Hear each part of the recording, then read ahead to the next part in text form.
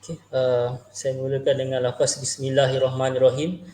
Assalamualaikum warahmatullahi wabarakatuh dan juga salam sejahtera kepada semua para hadirin dan juga para penonton yang berada di Facebook Live kita di page rasmi JCRF Global Research Reform Fund Water Security, yang mana ini sebenarnya merupakan gabungan institut akademik di IPASA, iaitu Center of Sustainability Environment dan Water Security di Universiti Teknologi Malaysia. Okey, tuan-tuan dan puan-puan, sebenarnya ini merupakan webinar untuk Water Hub Malaysia kita yang ke-8, siri ke-8. So, topik kita pada hari ini adalah untuk memahami impak pemanasan global dan peranan kita sebagai masyarakat. Okay. Kalau tuan-tuan dan puan-puan tengok, topik ni sebenarnya bukanlah sesuatu isu baru. Tapi kalau saya nak review, kalau rewind balik kita punya timeline planet bumi kita ni, sebenarnya bukan pertama kali kita mengalami perubahan iklim. Masa zaman dinosaur dulu pun dah pernah experience sekali planet bumi kita iklim dia berubah, iaitu masa asteroid menghantam bumi. Jadi bila event tu berlaku, bumi mengalami perubahan, landscape dia mengalami perubahan, berubah kepada Ice Age, zaman Ice Age masa tu. Jadi itulah penyebab utama kepada kepupusan spesies dinosaur. Itu menurut kata saintis. Okey, jadi ambil masa jugalah ribuan tahun untuk iklim planet bumi ni berubah kepada apa yang kita alami pada hari ini. Okey, cuma masalah dia, isu sekarang ialah pada hari ini kita terdedah kepada ancaman perubahan cuaca tu, tapi bukan dari segi hentaman asteroid, tapi dia adalah berpunca daripada kita sendiri, manusia.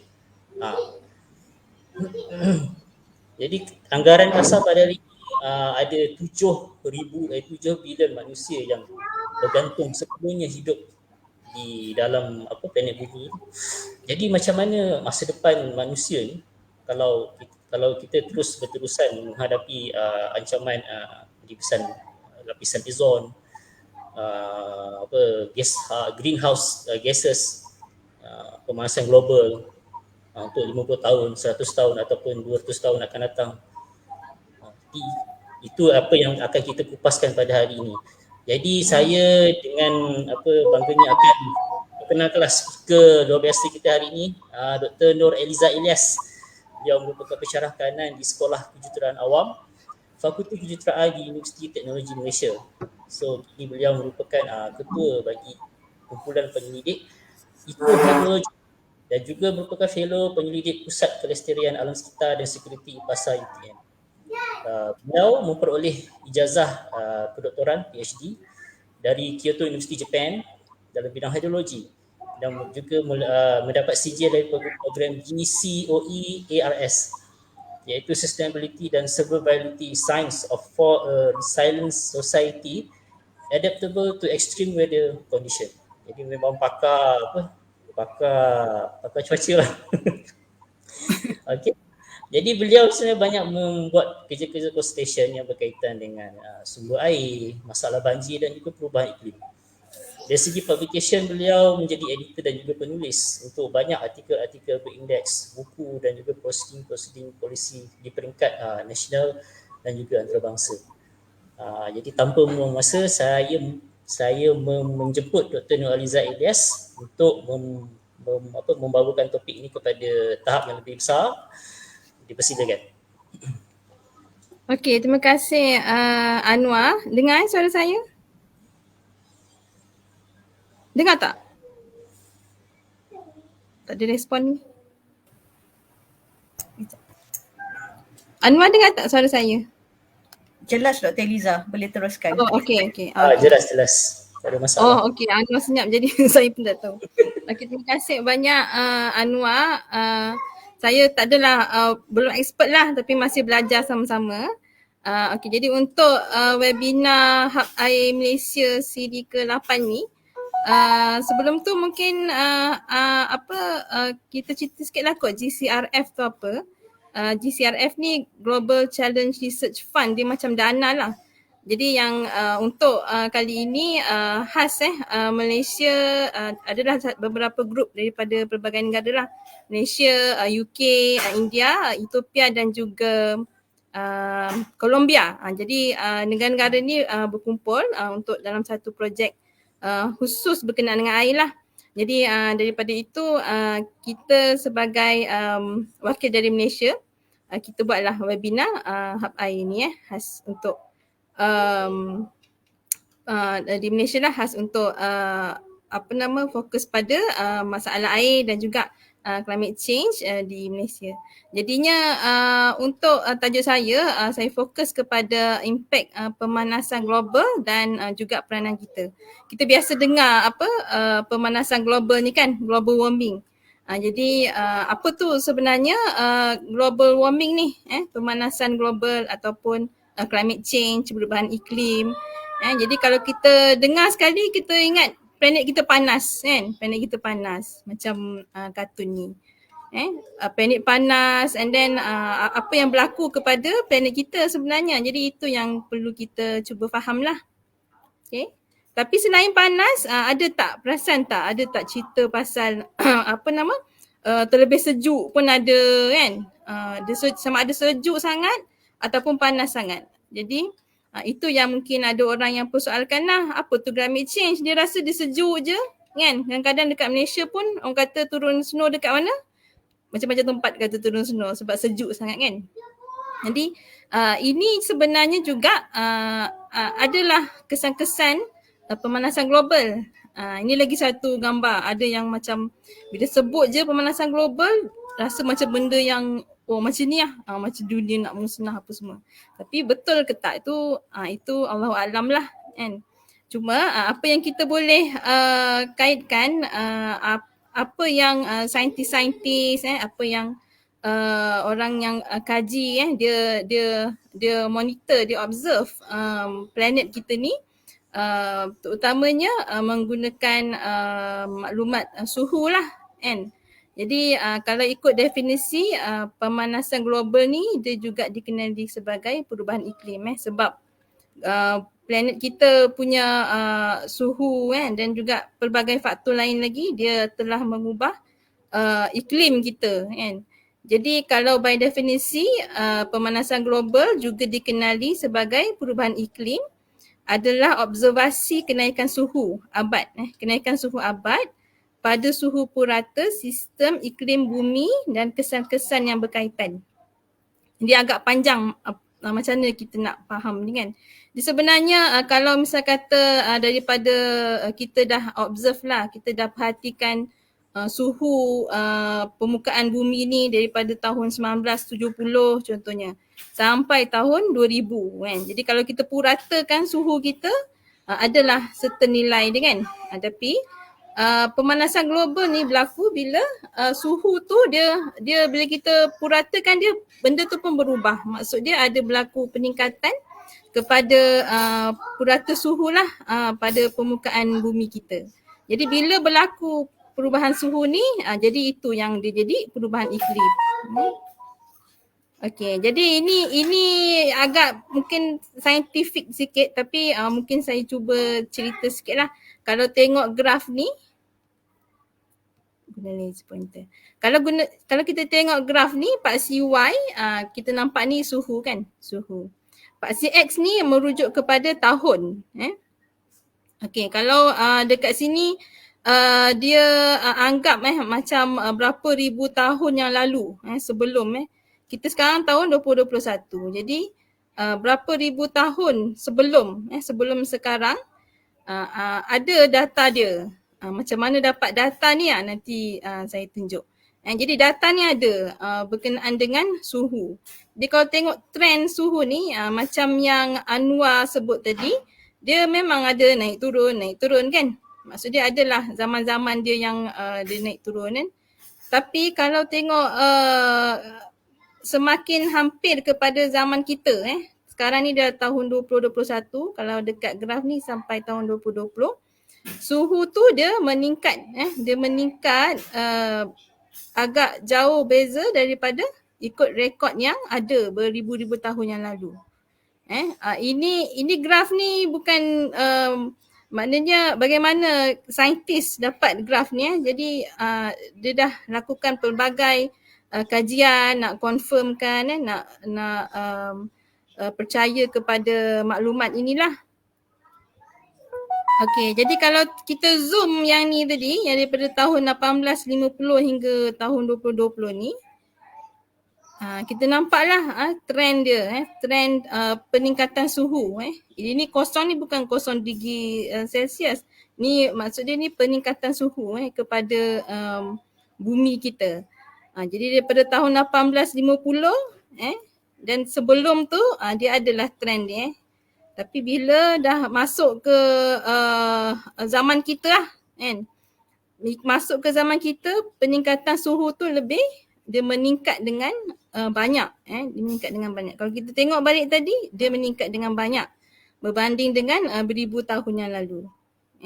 Tapi yang ajaibnya kan, mungkin korang cakap macam mana lah boleh kira berapa ribu tahun yang lalu kan. Tak apa, nanti saya tunjuk. Jadi kalau berkenaan dengan suhu, peningkatan suhu, global warming kan, perubahan iklim, pemanasan global dan sebagainya. Jadi inilah data yang pertama yang saintis tunjuklah pada kepada orang lah untuk menunjukkan bukti perubahan iklim ni. Jadi benda ni ada rekod dia. Okay, jadi kenapa dia mula naik dalam between tahun ni 1850 1900 ni, kenapa dia naik time ni Jadi kalau dia kaitkan dengan revolusi, contohnya revolusi industri iaitu bermula dalam lebih kurang dalam tahun ni jadi time 1900 macam ni dah mula revolusi industri dekat di tamadun manusia lah. Jadi kita nampaklah bila ada mula revolusi industri, dah mula ada kilang, dah mula ada kita panggil karbon dioksida punya emission yang lebih banyak daripada biasa disebabkan oleh manusia. Ada kilang-kilang, banyak lagi karbon dioksida, gas-gas kita panggil gas-gas gas hijau ni dia mula meningkat. Jadi disebab itu mula time lebih kurang 1900 macam ni dia mula meningkat. Jadi sebab tu suhu kita suhu global di permukaan bumi ni dia semakin meningkat disebabkan oleh sikap manusia lah. Okey. Jadi ini kalau nampak dua ni, satu ni yang observe yang kita perhati, yang para saintis dia kumpul data tu kan. Yang disebabkan oleh human, manusia dan juga faktor-faktor natural lah. Dia faktor natural memang ada kan, sebab itu memang tak boleh disangkal lah tapi disebabkan oleh manusia dia lebih meningkat. Tetapi saintis dia cuba juga simulate dia cuba juga buat simulasi tanpa ada manusia punya punca tu. Jadi sepatutnya bumi kita ni suhu dia tak adalah meningkat sampai macam sekarang Ini observe ini yang direkod oleh saintis lah.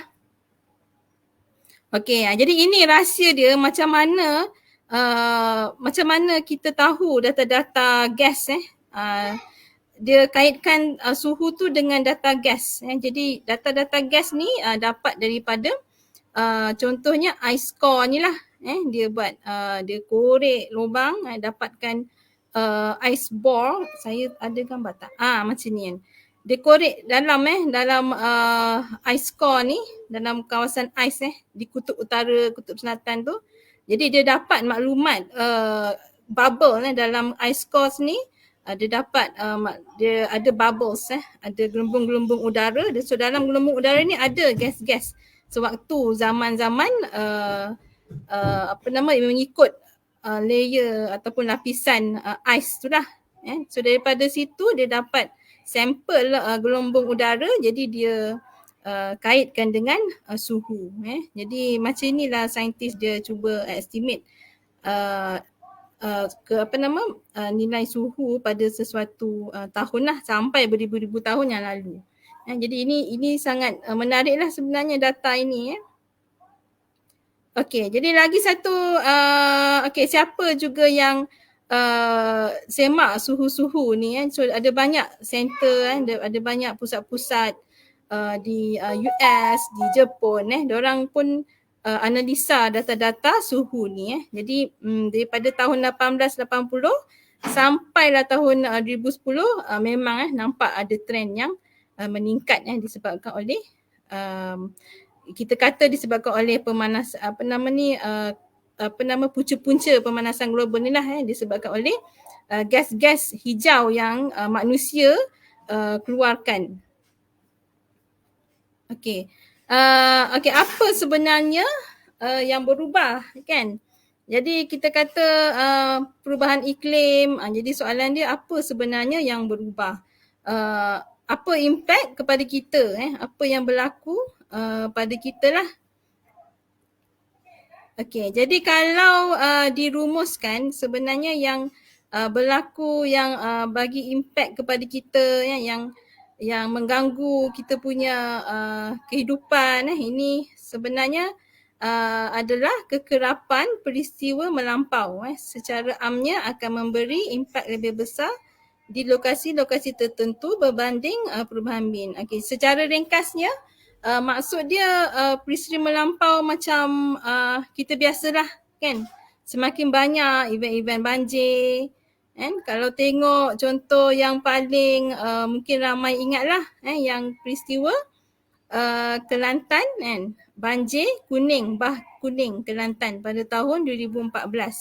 Peristiwa banjir ni disebabkan oleh hujan yang melampau. Jadi macam mana kita kata hujan tu melampau kan? Kita tak tahu, bila hujan kita tak tahu hujan ni melampau ke tak. Maksud dia hujan yang biasa ke ataupun dia hujan yang luar biasa kan. Jadi benda ni pun kita boleh tengok. Jadi contoh yang semasa Kelantan 2014 tu, jadi hujan dia memang hujan yang melampau dia melebihi rekod sejarah. Dan juga kalau adalah analisa lagi yang dibuat, dia punya hujan seumpama hujan yang melebihi 100 tahun. Maksud dia dalam 100 tahun tak pernah berlaku pun hujan macam yang menyebabkan banjir Kelantan pada tahun 2014. Jadi selain dekat Kelantan, dekat Malaysia ni banyak lagi kan sebenarnya peristiwa-peristiwa banjir yang disebabkan oleh hujan melampau. Contohnya kat sini yang ni Sabah dan Sarawak pada tahun 2015. Okey, ada peristiwa banjir juga. Jadi kalau pergi kat sana tanya orang kampung, tanyalah pak cik kat situ, pak cik pernah tak banjir kat sini? Nanti dia kata pernah, tapi takat tinggi mana banjir tu, yang tu yang luar biasa. Banjir selalu tapi macam mana skala banjir tu, itu yang luar biasa. Biasa kita pergilah dekat kawasan banjir dan kita tanya pak cik tu. Lepas tu kita bandingkan dengan rekod-rekod hujan ikut statistik jadi contoh macam dekat Sabah Sarawak juga hujan dia melebihi rekod. Maksud dia tak pernah berlaku hujan yang setinggi peristiwa yang menyebabkan peristiwa banjir pada tahun 2015. Jadi sama juga di beberapa tempat lain lah. Contoh yang di sini di Penang Penang ni dia bukan sahaja hujan lebat tapi dia macam ada ribut sekali kan. Kalau siapa ingatlah kat Penang 2017 ada satu peristiwa hujan dan ribut Jadi bila kita tengok juga rekod hujan dia juga hujan dia melebihi rekod sejarah. Maksud dia tak pernah lagi kita misalnya kata kita ukur berapa banyak hujan tu dalam sesuatu masa lah 1 jam ke berapa, jadi tak pernah lagi hujan sebanyak tu berlaku maksud dia dia melebihi rekod. Okey, dan selain Penang 2017 banyak lagi sebenarnya bukan ini je, ada lagi banyak dan pada tahun 2018 juga sama juga berlaku banjir dan juga hujan melebihi rekod sejarah. Dan sama juga pada tahun lepas di Johor pun ada pada tahun ni pun ada kan, dan sekarang ni pun banyak sangat peristiwa hujan. Jadi nak tahu hujan tu ekstrim ke tak, dia sebenarnya kena tengok data hujan. Tapi macam kata banjir ni dia sebenarnya boleh berlaku disebabkan oleh banyak faktor lah. Ada yang disebabkan oleh hujan, ada yang disebabkan oleh perubahan guna tanah kan. Contohnya di kampung pisang contohnya kan. Dia sebelum ni dekat-dekat kawasan dia tak ada pun perumahan, projek besar-besar dan sebagainya kan. Tapi baru-baru ni tiba-tiba adalah taukir kaya dia buka development, dia buka shopping mall apa semua dekat berhampiran dengan kampung tu. Jadi dia tiada pengurusan air yang dibuat, jadi boleh jadi banjir juga. Jadi banjir tu boleh disebabkan oleh pelbagai perkara lah. Cuma nak tahu dia ekstrim ke tak, memang kita kena guna rekod data lah. Kita tengok data hujan tu adakah dia melebihi rekod sejarah atau tidak. Jadi sama juga kadang-kadang berlaku banjir, kita kata sebab ada logging penebangan pokok berluasan dan sebagainya tu, itu mungkin menjadi faktor juga tapi dia disebabkan oleh hujan yang ekstrim yang melampau, dia memburukkan lagi keadaan banjir tu. Jadi banjir tu boleh disebabkan oleh pelbagai punca. Jadi salah satunya adalah hujan ekstrim. Jadi hujan ekstrim atau hujan melampau ni dia disebabkan, boleh juga disebabkan oleh perubahan iklim lah. Contoh yang ini saya cuba jelaskan sedikit. Contohnya ini kita biasalah, kalau ni dekat buku teks sekolah menengah mungkin ada lah, geografi kita dulu. Tapi sekarang tak tahulah, sekarang pun sekolah rendah pun dah tinggi dah level dia. Jadi contoh ini kita tengok ni kan, ini macam mana monsun boleh berlaku lah. Okay, monsun berlaku disebabkan oleh perubahan tekanan di tanah, di tanah yang besar, mass land, dengan perubahan tekanan di laut. Jadi daripada perubahan tekanan ni dia berkait juga dengan season, musim. Kalau macam kita ni sama je lah, musim panas je. Tapi kalau ikutkan negara-negara di kawasan hemisfera utara ni, kita panggil dekat atas lepas 20 darjah ni kan, ini semua ni kawasan hemisfera utara, ini hemisfera bawah selatan. Jadi kawasan yang mengalami perubahan musim, dia ada winter, ada summer, ada musim luruh dan sebagainya. Jadi disebabkan oleh perubahan tu, ada perubahan juga high pressure and low pressure, maknanya perubahan tekanan lah di kawasan tanah dan juga laut. Jadi daripada situ dia boleh dapat satu macam sistem monsun lah. So kalau Malaysia ni, jadi dia macam ni lah rupanya kalau kat Malaysia ni. Okay, bila ada tekanan tinggi di kawasan hemisfera utara, jadi dia tolak angin tu pergi ke kita. Jadi bagaimana pula dengan apa kaitan dia dengan perubahan iklim ni lah kan.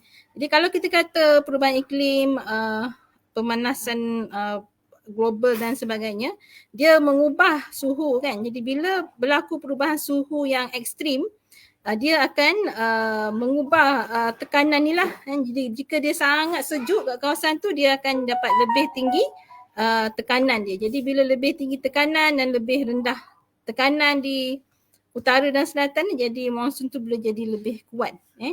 Dan selain daripada itu, adalah juga sistem-sistem cuaca yang lain lah. Jadi benda-benda ni yang boleh menyebabkan hujan ni lebih intens ataupun lebih melampau. Okey. Jadi adakah ini perubahan iklim? Tapi dia kalau ikutkan yang pada tahun 2014 tu, memang berlaku keadaan cuaca suhu yang sangat rendah di kawasan Jepun. Jadinya mungkin ada efek. Tapi ikutkan analisa memang ada beberapa sistem yang dia macam luar biasa sikit. Jadi dia Jadi dia air banyak, hujan semua dia banyak turun di pantai timur kita masa tahun 2014.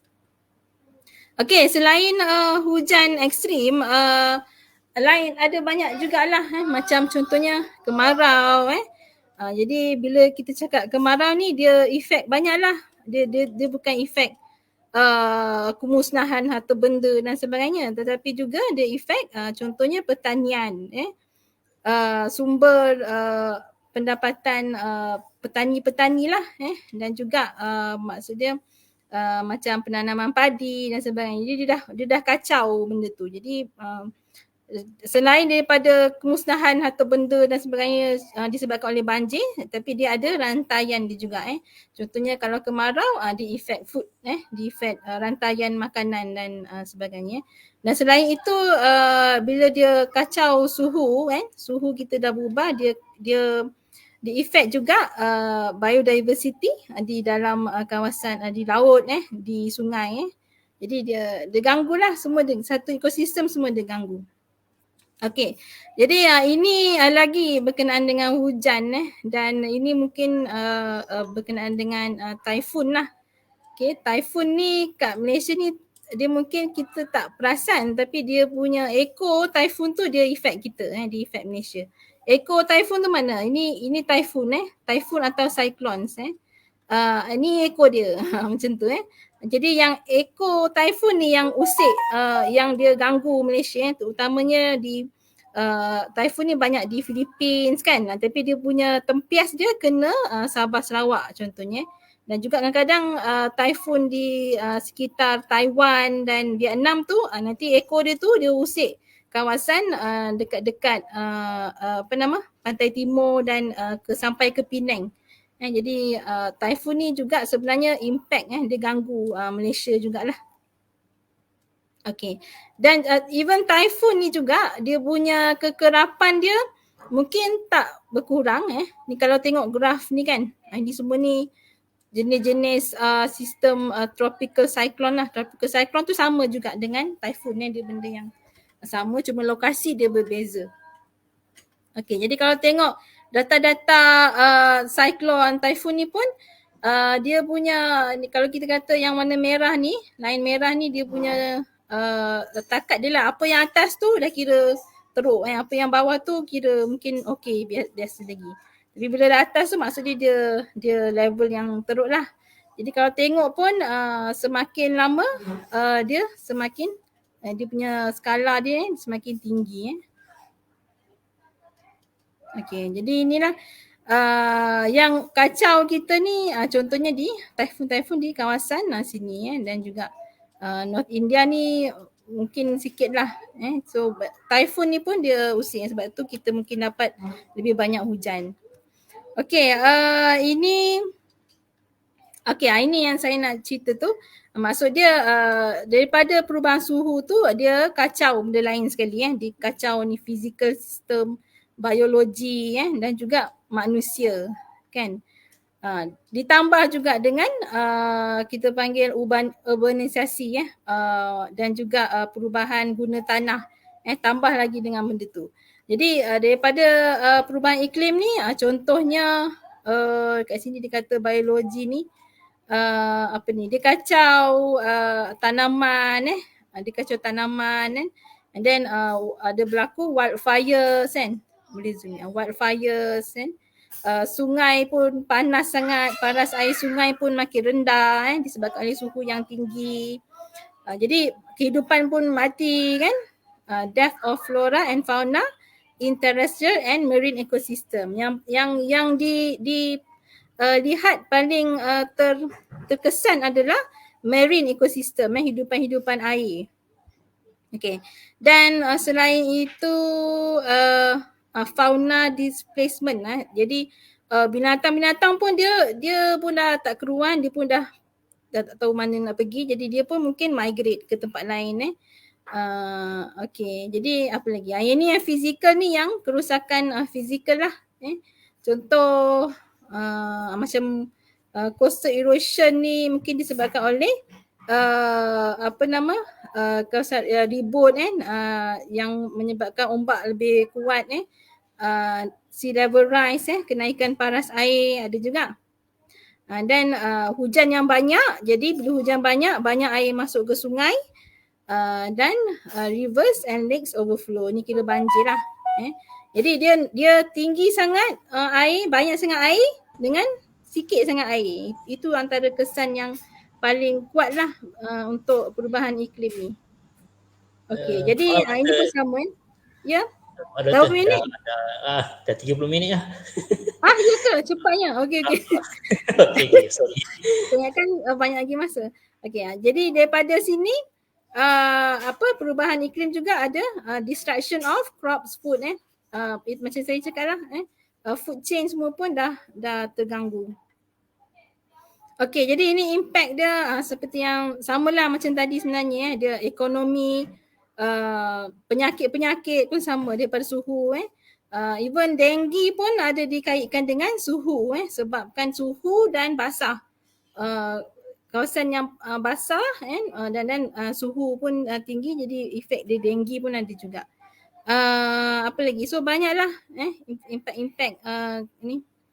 Jadi walaupun begitu benda ni ada orang yang melihat ini kenal tak? Ini famous ni dulu pasal climate change jadi ada orang yang melihat contohnya Intergovernmental Panel on Climate Change. Jadi ini badan yang melihat lah. Dalam Malaysia pun kementerian-kementerian, jabatan-jabatan dan juga pihak-pihak universiti pun juga melihat isu ni maknanya banyak perkara yang dibuatlah untuk menangani ataupun mengadaptasi pemanasan global ni. Okey, jadi ini contoh-contoh lah dokumen yang melibatkan macam mana kita nak adapt, nak adaptasi, nak hidup dengan perubahan iklim ni. Jadi ini antara dokumen-dokumen terutamanya digunakan oleh pemegang taruh lah untuk membuat keputusan. Okey, jadi ada banyak. Jadi bagaimana dengan masyarakat bagaimana dengan saya? Cuba tanya, bagaimana dengan saya? Apa yang saya boleh buat Jadi ada juga sebenarnya macam-macam boleh dibuat Jadi kalau tengok contoh ni NOAA ni dia US punya organisasi Jadi mereka pun dah lakarkan lah benda ni pun dah banyak dibincangkan Jadi contohnya apa masyarakat boleh buat ini contohnya macam kat sini saya kata kita ada kawasan rekreasi family keluarga, rekreasi keluarga boleh buat aktiviti-aktiviti dengan masyarakat contohnya kat sini visitor help restore wetlands to mitigate flooding and then ada lagi dekat sini contohnya ini agak benda yang barulah, community members engage in citizen science. Citizen science ni dia gunakan masyarakat untuk sama-sama observe tengok impak-impak pada semula jadi dan biasanya ini dia keterlibatan masyarakat bersama dengan universiti ke contohnya di UTM pun banyak juga kita pun dah mula ke arah citizen science ni kita libatkan masyarakat dalam mengadaptasi dan mengurangkan impak perubahan iklim ni. Okey, dan juga di sekolah-sekolah pun macam-macam boleh buat yang aktiviti yang berkait dengan perubahan iklim ni macam tanam pokok bagi awareness kesedaran kepada pelajar apa lagi dan juga universiti ada macam-macam kajian lah dan perlu libatkan masyarakat Okey, jadi ada banyaklah benda ni memang ditengok di negara-negara maju pun memang dibuat. Jadi itulah banyak perkara yang boleh dibuat. Ada yang interesting saya tengok sini. Okey, di sini ada macam indigenous ni maksud dia dia gunakan apa yang biasa dibuat oleh masyarakat di situlah, masyarakat asli ataupun kita lah masyarakat yang tinggal di situ di suatu kawasan. Jadi kadang-kadang ada masyarakat ni dia dah buat dah benda-benda yang berkait dengan adaptasi perubahan iklim contohnya petani dia guna ground water dia dah tahu dah memang susah nak dapat air, selalu kemarau, jadinya dia buat dia cari sendiri ground water ni air bumi lah, dia cari sendiri drill. Jadi itu antara contoh kadang-kadang masyarakat tu dia dah buat dah, cuma dia tak perasan kita tak perasan benda ni dia kait dengan perubahan iklim.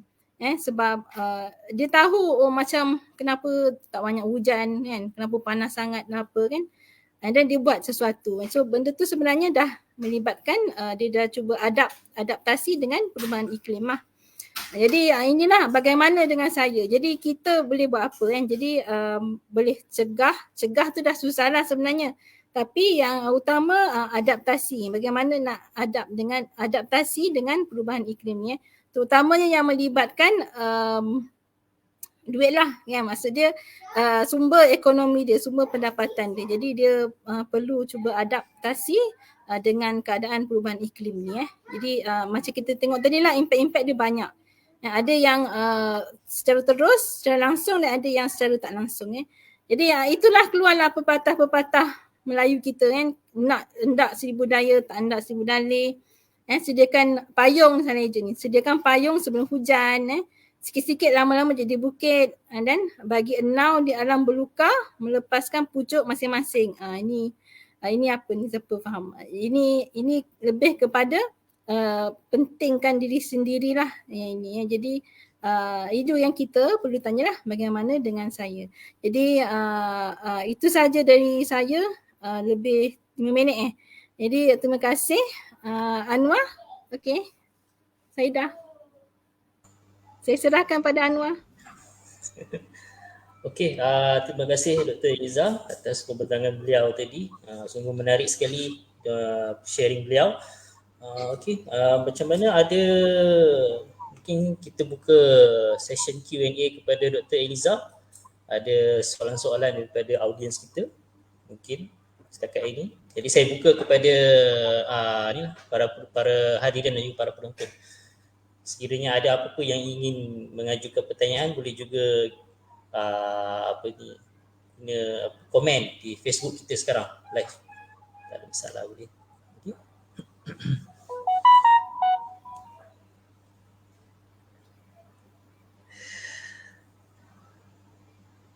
Okay. Macam tak ada soalan je. Tak ada lah. Kalau macam tu tak apalah, saya yang tanyalah. Dr. Liza, tadi Dr. Liza dah mengatakan yang pasal apabila berlaku perubahan iklim, kita akan mengalami extreme weather ataupun cuaca ekstrim. Tapi saya tengok tadi Dr. Liza dah mengatakan yang dari segi number of typhoon dia akan kurang, tapi jumlah hujan yang makin bertambah, rainfall intensity makin bertambah, dia punya storm surge tu makin kuat, makin tinggi. Itu macam mana? Boleh Doktor jelaskan tak? Okey, jadi kalau kita tengok tentang keseimbangan air lah kan, ataupun keseimbangan tenaga kan, kalau kita belajar dekat sekolah, tenaga tidak boleh berubah kan, bukan tenaga tidak boleh hilang kan, tapi dia berubah kan.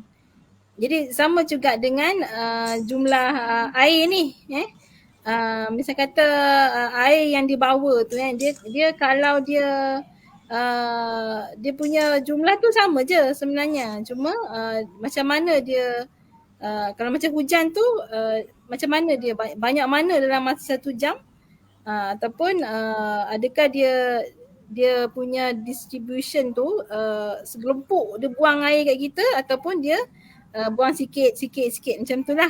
Jadi sama juga macam yang typhoon tu. Jadi bila dalam sistem climate kita, kalau dia lebih jarang, macam typhoon tu dia jarang, tapi sekali dia ada, dia sangat intense, dia sangat kuat. Jadi itu yang berkait dengan typhoon lah. Maksudnya lagi apa ya, maksud saya tadi extreme weather, dia makin numbers dia makin kurang, dia makin jadi semakin kuat lah satu-satu event tu, tapi numbers tu dia akan menjadi Yalah. Sebab frekuensi dia makin berkurang sebab dia dah banyak dah lepaskan, so bila dia berkurang lah dari segi bilangan dia. Dia pasal macam keseimbangan jumlah air tu. Maksudnya kalau dalam setahun ada 10 event, sekarang ada 5 event, tapi dia punya balance tu tak sama lah. 5 kali 2 10, 10 kali 1 10. Jadi dia kurang daripada 5, tapi dia punya mass yang kata. Kekuatan dia makin bertambah lah. Dia macam kalau ada 100 kan, okey, dalam satu tahun dia mesti lepaskan 100 kan, contoh kan. Tapi dia nak berlaku 5 kali, maknanya 20 kan. Ataupun dia berlaku 2 kali tapi 50. Oh. Dia gerubuk sekali 50. Jadinya itu yang jadi dia punya intensity lagi tinggi. Tapi mungkin kekerapan dia yang kekerapan ekstrim lah. Mungkin kekerapan dia berkurang tapi dia punya kekuatan tu meningkat. Jadi sama juga dengan impact perubahan iklim ni. Dia macam tu juga. Dia merubah corak iklim tu. Sama juga dengan hujan ekstrim ataupun kemarau yang ekstrim. Jadi dia kacau ekstrim lah. Kalau perubahan iklim ni dia lebih kepada dia intensify, dia kuatkan yang ekstrim tu yang dia kuatkan. Dari segi mean dia tak berapa ni. Kalau tengok mana slide saya tadi.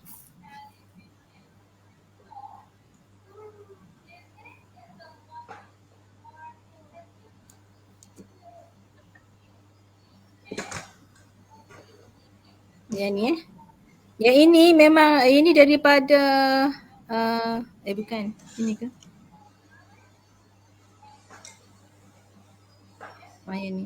Yang ini daripada IPCC. IPCC ni badan yang dia yang kumpulkan maklumat impact pemanasan global ni lah. Jadi daripada dikumpulkan maklumat daripada pelbagai negara di seluruh bumi ni lah, seluruh satu global ni. Dia kata kekerapan peristiwa melampau secara amnya memberi impak lebih besar berbanding perubahan mean. Changes in the variability of weather and the frequency of extreme will generally have more impact than changes in the mean climate at a particular location.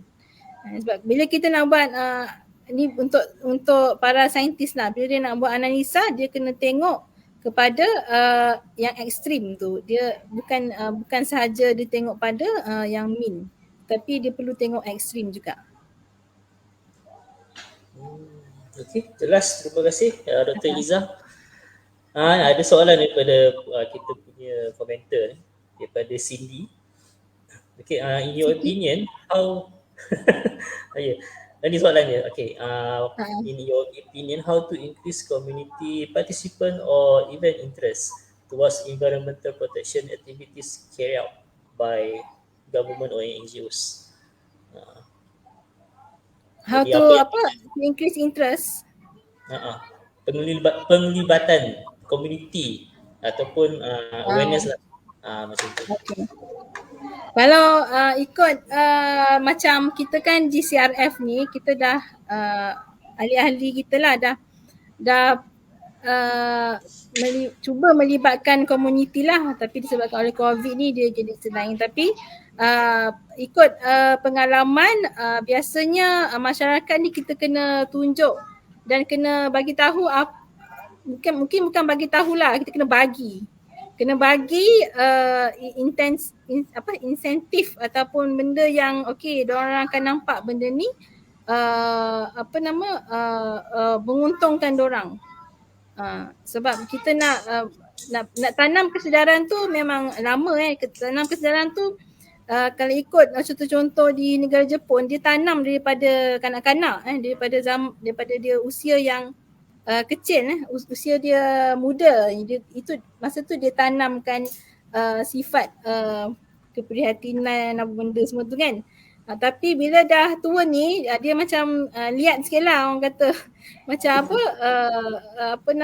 kita kena tunjuk dia apa yang ataupun bagi dia apa yang akan menguntungkan dia. Tapi tak apa, mula-mula kita bagi apa-apalah kan dari sudut kewangan ke ataupun apa-apalah yang boleh menguntungkan dia. Kemudian tapi tak apa, lama-lama mungkin dia akan faham lah. Jadi itu antara proses nak bagi kesedaran lah kepada masyarakat yang lebih dewasa lah. Kalau budak-budak ni dia ikut je, especially di sekolah-sekolah. Itu sebab tu di sekolah-sekolah perlu banyak aktiviti. Bukan dia kena aktiviti lah, bukannya bercakap sahaja atau tunjuk sahaja, tetapi dia perlu, budak tu kena buat some activities lah. Harap menjawab. Okey, ada soalan seterusnya. Ini daripada next. Berdasarkan kepada kajian saintifik dengan kadar yang dialami sekarang, berapa terukkah situasi dari segi macam suhu, aras laut, macam tu. So, soalan ni agak teknikal. Okey. Ya, betul. Saya tak boleh baca soalan apa dia. Oh, ya ke? Saya tak boleh buka Facebook semua. Okey, berdasarkan kajian saintifik. Berdasarkan situasi apa yang ada sekarang, in term of suhu ataupun paras air laut, macam mana dia punya situasi tu? Adakah nak cakap macam mana berapa terukkah dia akan jadi kalau benda ni just keep going? Tapi ini masalah. Okey, ada satu sudut yang saya tak ceritakan sebab ini untuk fokus pada public kan. Tapi sebenarnya ada data, contohnya kita panggil global climate model lah. Global climate model ni dia simulate, bahasa Melayu tu, disimulasikan kita punya iklim ni boleh sampai 100 tahun akan datang. Dia macam back to the future lah. Naik kereta back to the future, pergi 100 tahun akan datang, macam mana climate dia kan. Jadi benda ni disimulasikan lah dalam bentuk kita panggil global climate model. Jadi macam dari segi suhu dan paras air laut, benda-benda ni disimulasikan.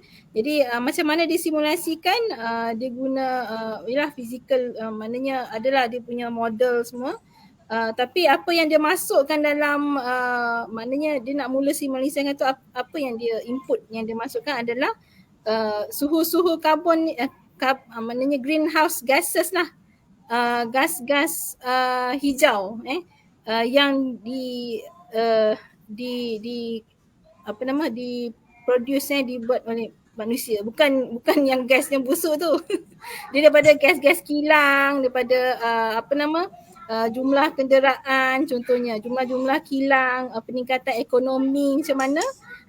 Jadi dia dapat keluarkan berapa expected gas-gas hijau yang dikeluarkan lah pada sekarang. Jadi dia simulasikan satu planet, dia simulasikan satu bumi, dia simulasikan iklim kita. Jadi sampai 100 tahun contohnya kan. Jadi daripada data-data GCM ni, Global Climate Model ni, dari situ memang ada data-data ni lah, expected suhu maksudnya yang baru ni report daripada laporan daripada IPCC. IPCC ni yang jaga, yang observe dia kumpulkan maklumat-maklumat berkaitan climate change ni. Kita ada peningkatan seingat saya berapa 2.5 ke 3 darjah Celsius. Jadi dengar macam sikit tapi impak kepada biodiversity, impak kepada diusik iklim kita, diusik ekosistem kita tu, dia sebenarnya sangat signifikan lah.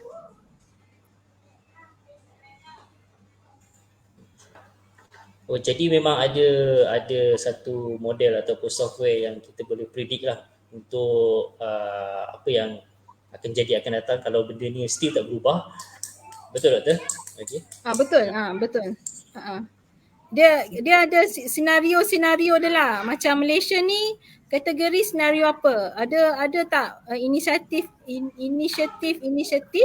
yang dibuat oleh Malaysia untuk mengurangkan gas-gas hijau. Kalau tak ada, macam ni lah dia. Worst case scenario. Jadi boleh tahulah berapa kita expect peningkatan suhu dan sebagainya.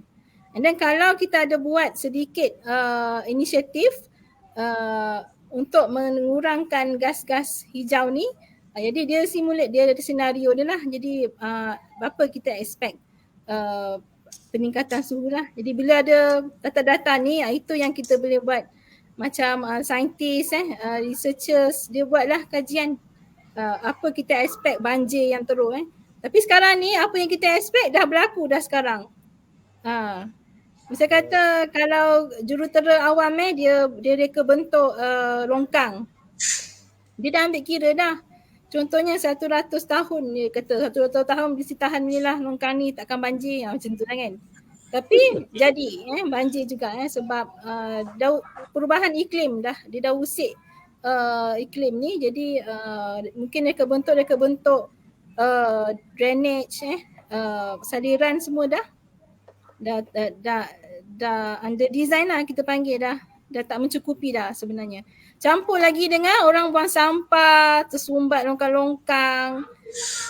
Jadi itu juga peranan masyarakat lah. Maksud dia tahu berkenaan dengan hujan yang ekstrim ni. Jadi dia perlu aware lah, janganlah buang sampah di longkang-longkang. Ini kalau budak-budak sekolah tu dia buang je sampah dekat bas kan. Jadi benda ni dia efek especially di kawasan-kawasan bandar lah. Bandar yang paling terkesan lah sebab banyak orang. Dalam waktu dia perjalanan nak pergi kerja pun dia buang sampah. Dah masuk sampah lah, longkang dah masuk. Sampah tu dah masuk dalam longkang, tersumbat, banjir kan. Banjir kilat selalu berlaku di KL. Jadi kalau tengok macam Smart Tunnel, Jabatan Pengenalan Saliran punya Facebook, pergilah dekat diorang punya Facebook, diorang tunjuk berapa banyak sangat sampah tersumbat di dalam longkang. Jadi campur dengan sikap manusia, populasi bertambah, intensiti hujan yang semakin meningkat disebabkan oleh perubahan iklim, itu yang semakin banyak peristiwa banjir kilat. Itu banjir kilat cerita lain. Banjir monsun yang lama macam kat Kelantan tu cerita lain. Okey, terima kasih Dr. Liza. Lagi soalan? Okay, ini daripada Muhammad Nurdin. Okey, Assalamualaikum. Okey, soalan beliau, apakah aktiviti antropogenik yang menyumbang pada global climate change? Okey. Kalau kita kata antropogenik ni maknanya aktiviti manusia lah. Kan? Aktiviti manusia yang menyumbang kepada perubahan iklim ni apa-apa aktiviti yang mengeluarkan gas hijau. Bukan gas manusia gas hijau. Gas hijau daripada kilang dia punya carbon emission dia tak dikawal kan. Apa lagi? Daripada kenderaan-kenderaan. Tapi kenderaan sekarang dah banyak yang nak ke arah elektrik. Macam dekat China tu banyak bandar yang dah fully electric cars. Jadi itulah maknanya itu daripada manusia punya punca lah. Jadi dia daripada manusia punya punca banyak gas-gas hijau ni. So itu yang kita panggil anthropogenic activities. Jadi ini yang secara langsung kepada gas lah. Yang cerita berkenaan carbon footprinting apa semua tu pun ada juga. Tapi itu sudut lain lah pula.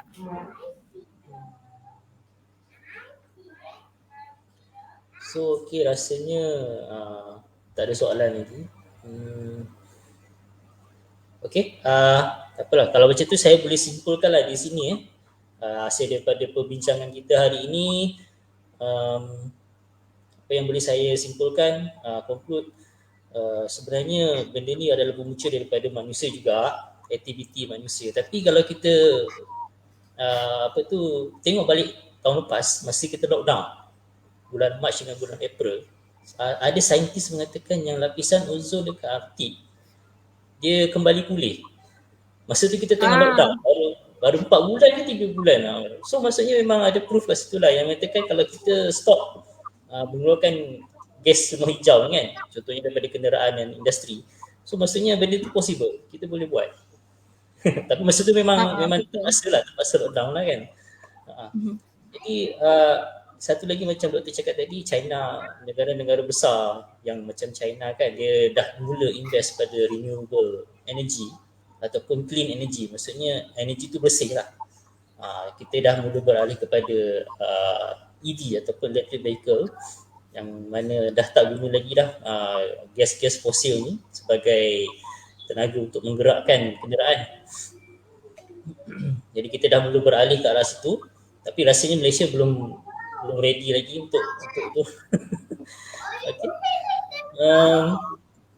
Jadi sebenarnya Anwar, ada komen-komen di Facebook lagi tak? Ada cikgu-cikgu ni yang saya tahu tengah tengok. Cikgu tolonglah tanya cikgu. Dekat ni tak ada. Tak ada. Itulah yang last tadi tu yang Dr. baru jawab tadi tu. Aktiviti antropogenik. Okey, tengok kat Facebook mana yang maknanya soalan semua di Facebook. Facebook GCRF. Oh, Facebook GCRF, bukan Facebook IPAS salah. Okey. Sama. Oh, satu semua. Okey. Sama je doktor.